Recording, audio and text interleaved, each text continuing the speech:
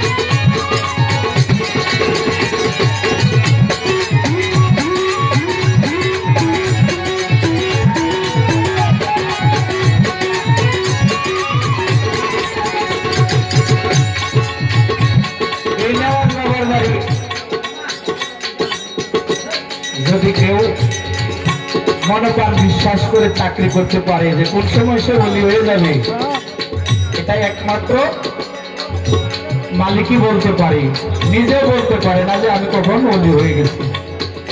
তেমনি ভাবে 18 বছর চাকরি করার পর হঠাৎ বলতেছে এটা কেন হঠাৎ বলতেছে যে হুজুর আমি যে আপনার বাড়ি 18 বছর চাকরি করলাম, এত কষ্ট করলাম,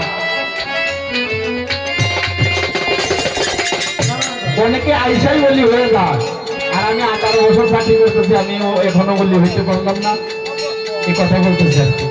তো বড় পীরে কোনো কিছু কইল না, চুপ করে বসে রইল। এটা দেখা চাকর বেটা মনে খুব রাগ পাইল যে আমি এতদিন চাকরি করলাম আর আমি একটা কথা বললাম, আমি আমার হুজুরকে, আমাকে এখনো কথার জবাবই দিল না।